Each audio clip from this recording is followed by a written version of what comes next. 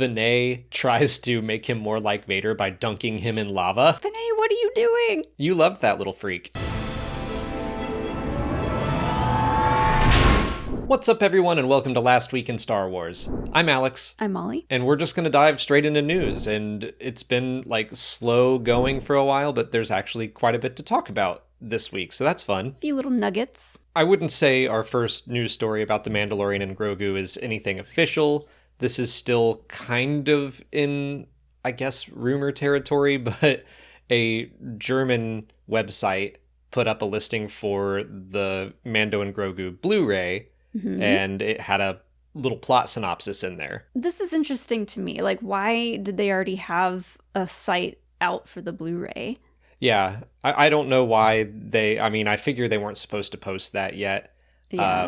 I'm sure that stuff kind of people get ready for merchandising well in advance. Mm-hmm.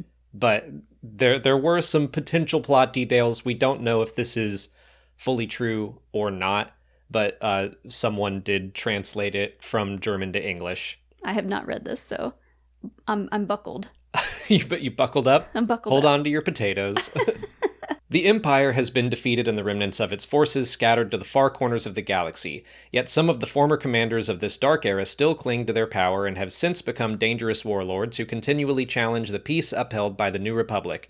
To track down and neutralize these cells, Din Djarin, together with his apprentice Grogu, who, after his Jedi training, has joined the Mandalorians, supports the new government.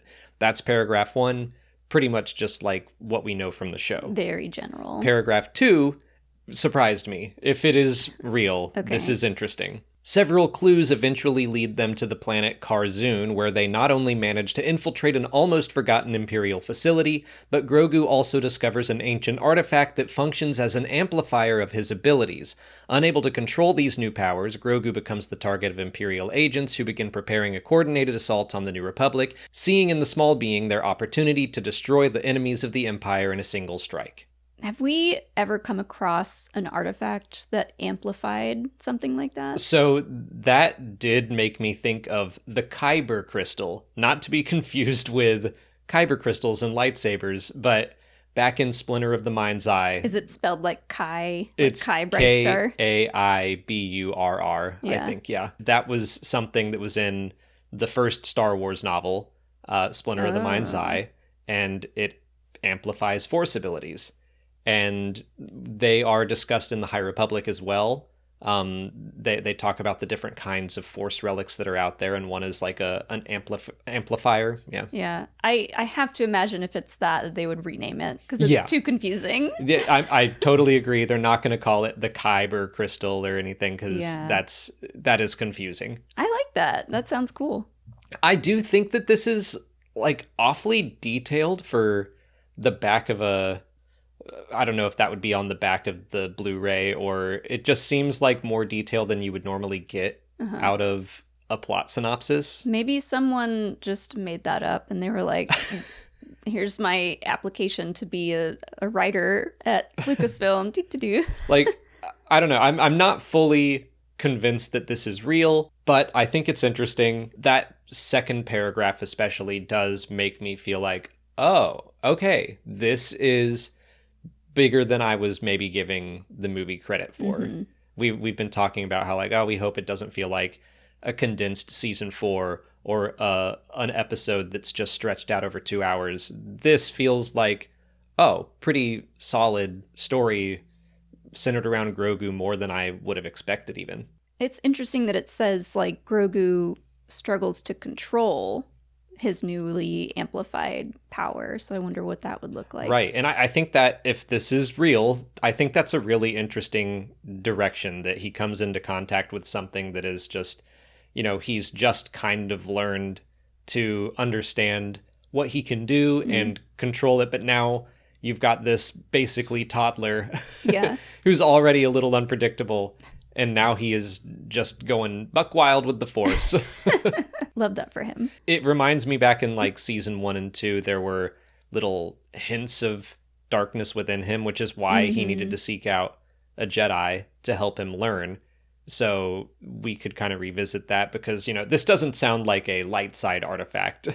Yeah. If the Empire is interested in, capturing him again and harnessing whatever he's got. Yeah. I don't know. I'm like trying not to get too invested in it if it does turn out to be not real. Yeah, I think we're going to have to wait and see another trailer that gives us a little more, which it does kind of make sense that what we have seen could have been all from early in the movie. Kind of like when you get a trailer for The Mandalorian, a lot of the shots tend to be from the first like 3 episodes. Mm-hmm. So everything with Rada the Hutt, that could be like the opening, like a James Bond or Indiana Jones style adventure that like we see the tail end of it and they do something with Rada the Hutt and then they go to Sigourney Weaver and get their next mission, which is the main part of the movie. Yeah, every time I see that clip of Rada, I'm like, he is not in this film very much. I can't imagine he's going to play a big role. I think I would maybe prefer that it's just a fun little Easter egg at the start,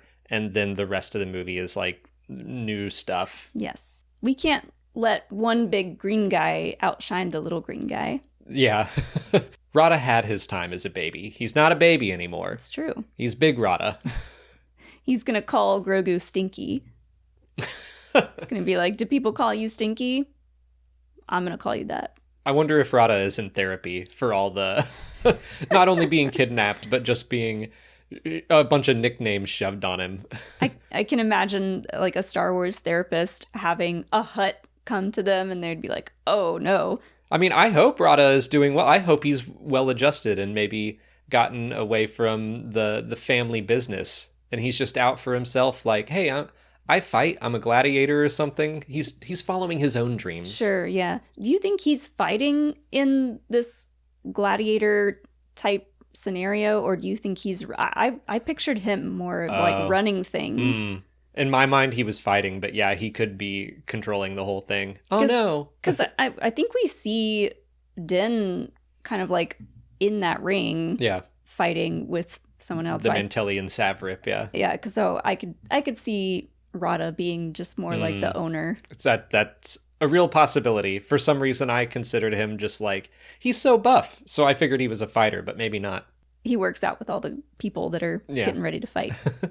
What do you think he benches? What's a trainer? Hutt bench? He's a trainer there. Okay, cool. Yeah. and what do they call the guy on the mic for wrestling like an events? Announcer? I don't know. Yeah. MC? Yeah.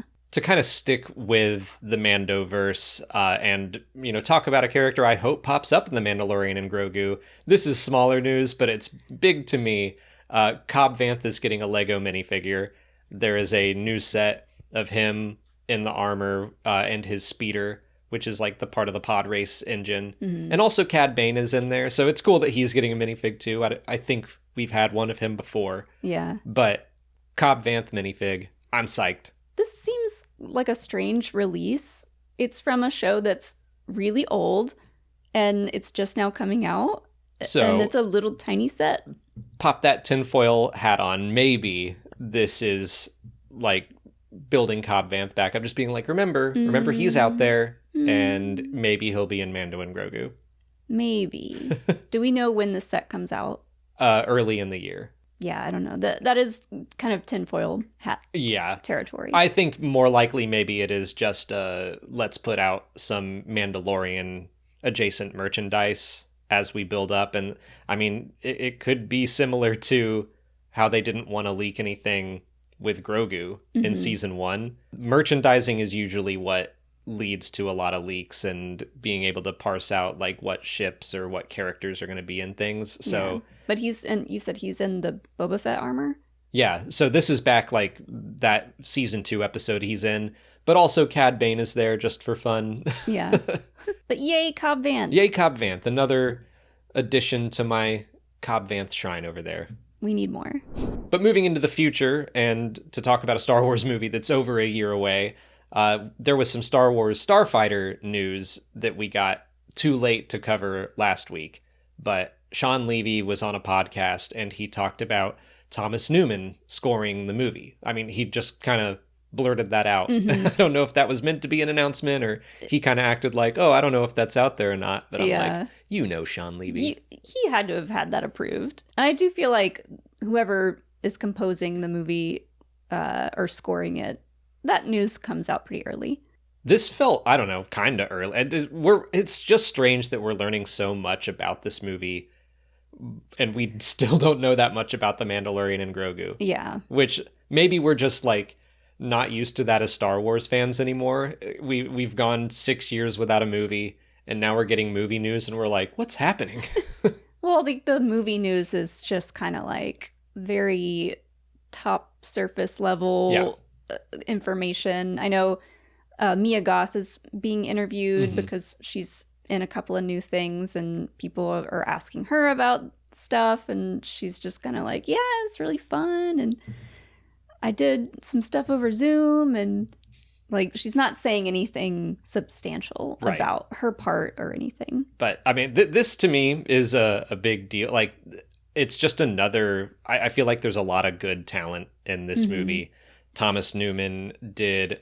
I was going to say, I did not immediately know this person's name because I'm bad with names, especially with people in the music business. So what else has he done? Yeah, he's done WALL-E, the Spider-Verse movies, Interstellar is a big one, Skyfall, a lot of Bond movies, American Beauty.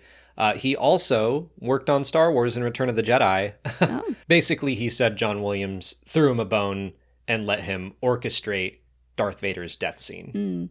That's really cool. Yeah. That's kind of like a full circle moment for him. And also, I love the music in WALL-E. Yes, WALL-E's great. Adore that movie. It's been too long since we've seen it, but it also hurts to watch. So oh yeah, it's too real. It's especially now. A giant corporation ruined the planet? You don't say.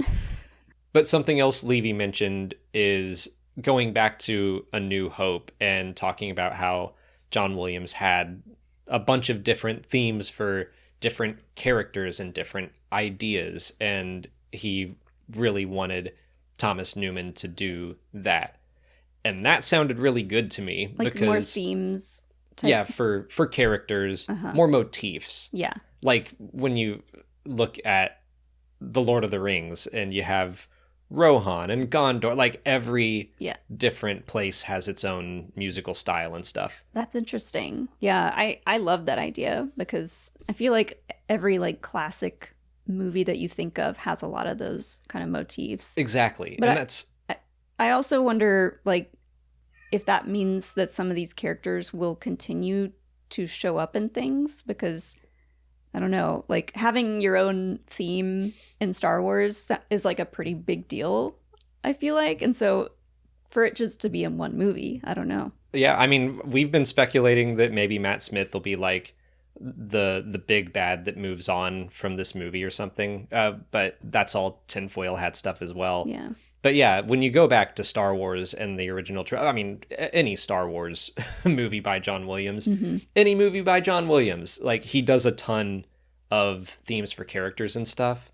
And I feel like that's something that's gotten lost, or it's just done less in more recent blockbusters. Like if I think about the Marvel movies, I know the Avengers theme, and that's kind of it. Like, surely the other characters have their own motifs, but I just don't know them that well. Yeah, it feels like the music is more created around specific scenes and emotions that they want the audience to feel, and like the plot more so than the character. Yeah, I haven't felt as connected with the music of a lot of more recent blockbusters.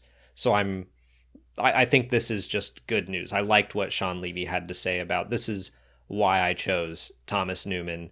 And yeah, he's already done great work. So just that philosophy, I'm like, yes, this is giving me more and more faith in this movie. That sounds like good news.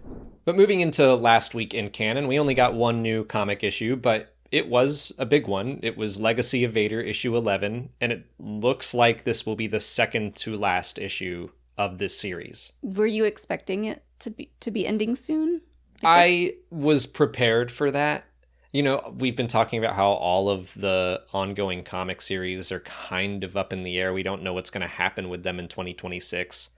And we knew that there would be at least 12 issues of Legacy of Vader.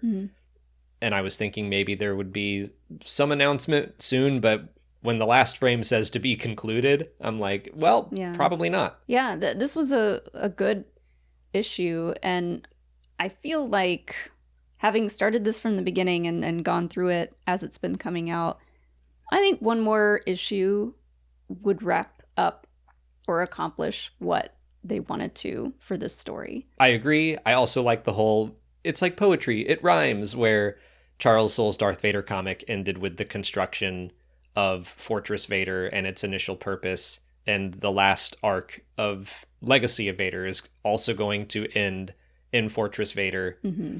Maybe Kylo Ren will destroy it. Like, we could see a full circle moment for Fortress Vader as well. That would suck if he just destroyed it. Yeah, I mean, who knows? But basically in this one, and I look forward to hearing your thoughts on the plot, Vinay takes advantage of the fact that Kylo Ren is kind of hurt and tries to make him more like Vader by dunking him in lava. He gets wrecked, and yeah, I was like, Vinay, what are you doing? I can't tell if he was trying to kill Kylo or if he's like, just a little whisper of lava. Yeah. That's all you need. Well, he kept saying like, this is what made Vader Vader. You know, this helped him. Yeah. So Kylo obviously doesn't like that, chases him throughout Fortress Vader through a bunch of traps, which I'm like, who built all these? I know. Did Vinay do that in his off time? I guess he got bored. He's been around for a long time. But he had a lot of lines in this issue, and I felt like this was his big, like, what do you call it? Magnum opus. His send-off, really. Yeah. Because Kylo does catch up to him, and before he kills Vinay by dangling him over lava, Vinay says something about his potential. And Kylo kind of finally realizes, yeah, I've been hearing about my potential all my life. He's been trying to live up to his grandfather and his uncle and his dad and his mom. And he had so much to live up to. Yeah. And he finally says something that I'm like, I feel like a therapist would applaud you for recognizing I am who I need to be. He basically realizes he is Knuff. Yeah. He should have had it in a song at least. Yeah, he should have sung about it.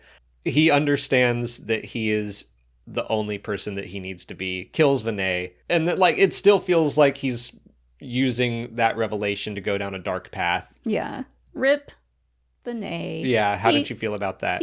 He lasted so long. I was shocked, but you loved that little freak. I was kind of sad. He was kind of all over the place in this issue, and he decides towards the end when he thinks like, uh-oh, like Kylo Ren's gonna kill me now.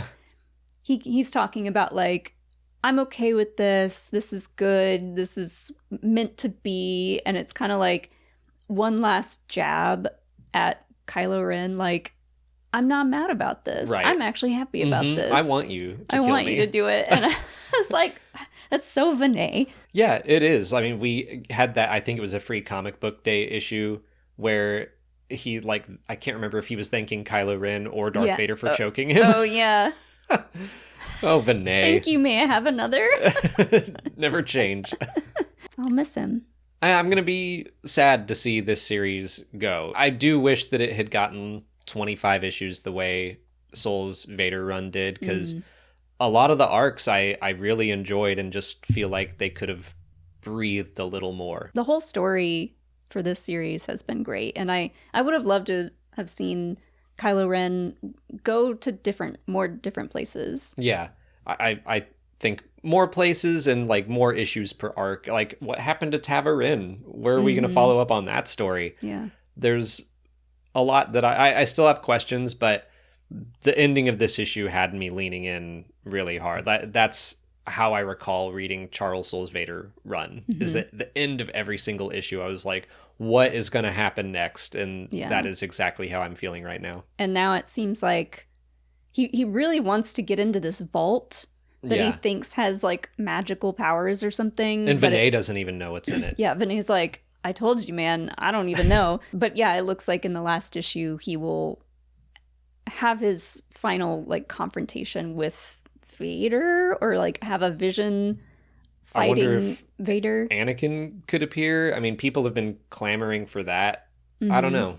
I don't know what he's going to find, but I'm excited to find out. Before we dive into Last Week in Questions, I did want to have a little Last Week in Fandom moment. This is mostly just for me, but I want to shout out, this is Star Wars adjacent, but one of my favorite podcasts ever, Mission to Zix. They did 5 seasons, and it's been over for a few years, Well, they are releasing a new prequel season that just started this past week called The Young Old Durf Chronicles, which I know sounds like gibberish if you don't know what Mission to Zix is, but it's a very funny, improvised science fiction podcast that is incredibly Star Wars inspired. Like, I've been re-listening to it and just listened to an episode that was basically about Ewoks and how cute they are. Yeah. If you're a Star Wars fan, I think you'd enjoy it. It's very funny, and I wanted to shout out The Young Old Durf Chronicles. Do you need to have listened to anything else from them, or can you start with this prequel series? I have no idea, because I've been trying to re-listen to the whole series. I'm almost done, so I haven't listened to the new episode yet. I have no clue. I'm sure knowing who Old Durf is would help, but you can probably dive right into Young Old Durf. But moving into last week in questions, we have a couple from our Patreon, and Sophie Brown asks if we think any more High Republic book or comic characters will appear in the final season of Young Jedi Adventures. I would say no, unless it's like a big wide shot of like a bunch of Jedi, kind of like they had at the end of Season 1, yeah. Season 1. It's true. Like, I wasn't expecting Lena So to be in the series, but she was in one scene. Yeah. But I don't know that we would get any, like, specific story plot or, like, major lines from a lot of them. Yeah, I do think there's a chance, but I'm also... The fact that it's only 7 episodes makes me think probably not.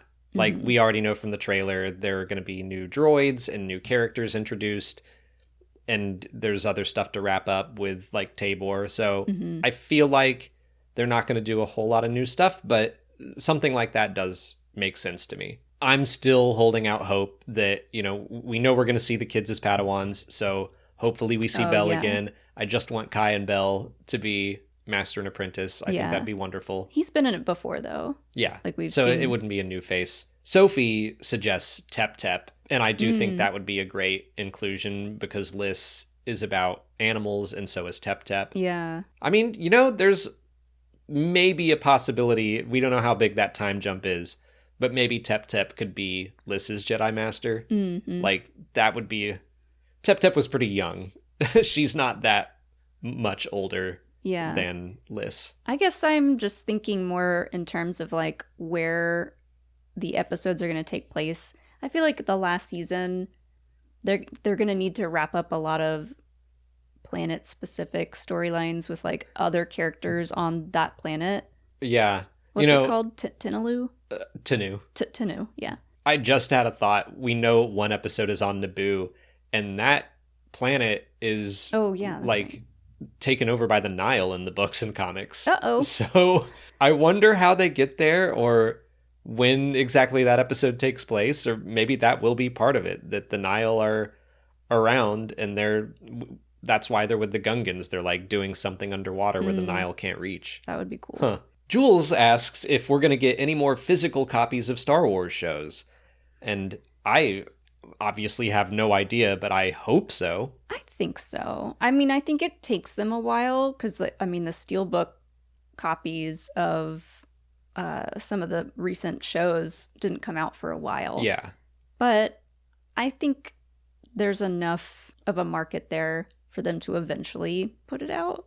Like, I'm going to be real upset if we don't get Andor Season 2. Yeah, I mean, if they did Season 1, yeah. I imagine they would do Season 2 of whatever show. Same with Ahsoka, and I'm still annoyed that Book of Boba Fett hasn't been released. Like, they jumped straight from Season 2 of Mando to Season 3. Yeah. So now if you want to rewatch the show on physical, you're like, well, just imagine what it would be like to see Din and Grogu reunite. Yeah. I don't know, it's hard to say, but I just assume it's Star Wars. Eventually we'll get physical copies of everything. Yeah, I hope so. And also animated shows. Like, I would love The Bad Batch. And I don't know. I think that maybe Disney's afraid that people are going to not subscribe to Disney Plus if they have the physical copies. But they want us chained to that app. Right.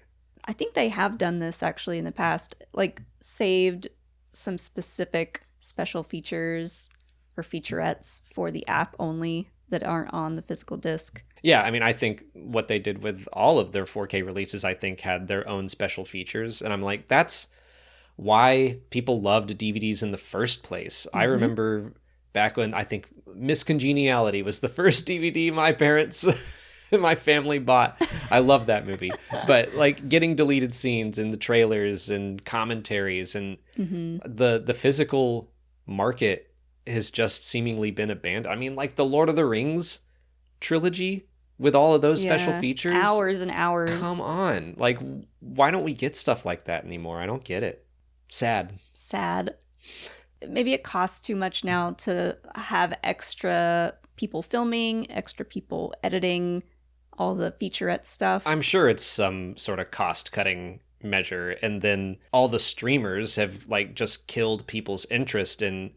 I used to buy way more DVDs. And now I'm like, yeah, okay, well, I can stream whatever I want. And I'm a lot more picky about what I buy to own. Where I'm like, when the apocalypse happens, I want to be able to watch Scott Pilgrim versus the World again. You want that A+ library. Yeah. Only S tier. Only bangers. Films and shows. Yeah. Also, I'll admit, I used to be pretty pretentious, and I would buy movies like The 400 Blows, and I'm like, it's a wonderful movie. I watched it in film history. Why did I have to own that? When was I going to be like, hey, everyone, come over to my house. Let's watch this old black and white French movie. And I didn't need to own that. You were a collector. I was. And it wasn't like I have to have every single disc that comes out. But if it's kind of like something well-renowned, then sure, I can see a reason for that. But it's not a movie that I'm like, I'm going to rewatch this all the time. No. It was more to just have in the library so that if by chance someone were to come over and see it and be impressed, right, you'd be like... That's the pretentious side of it. Yeah. I was not impressed. I'll tell you right now. And that's why my collection is much smaller. But that's it for last week in Star Wars. Next week, we're going to talk about Young Jedi Adventures Season 3, Hunt for the Falcon Issue 4, Tales from the Nightlands Issue 3, and Codebreaker Issue 4, the final issue of Codebreaker. Nice. Until then, please like this video, subscribe to the channel. Follow us on Twitter, Instagram, Facebook, TikTok, and Blue Sky. And consider checking out our Patreon page. As always, thanks for watching, and may the Force be with you.